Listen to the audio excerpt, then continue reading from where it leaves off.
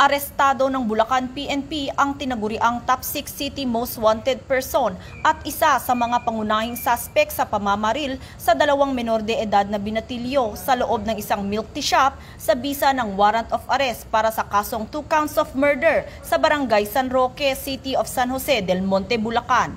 Kinilala ni Police Lieutenant Colonel Edilmar G. Alviar, Chief of Police ng San Jose del Monte City Police Station, ang suspect na si alias Ann, 40 anyos na babae, mananahi at residente ng barangay San Roque, San Jose del Monte, Bulacan.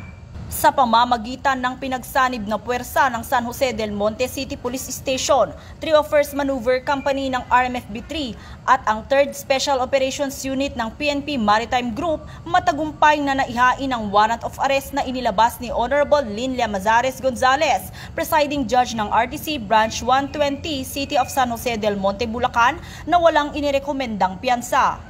Kasalukuyang nasa kustodiya ng otoridad ang suspect para sa dokumentasyon at wastong disposisyon. Binigyang diin ng Bulacan PNP sa pamumuno ni Police Colonel Franklin Estoro, Officer in Charge ng Bulacan Police Provincial Office, na ang matagumpay na operasyong ito ay patunay lamang ng kanilang matibay na kampanya laban sa kriminalidad at pagtutok sa mga high-profile cases sa lalawigan.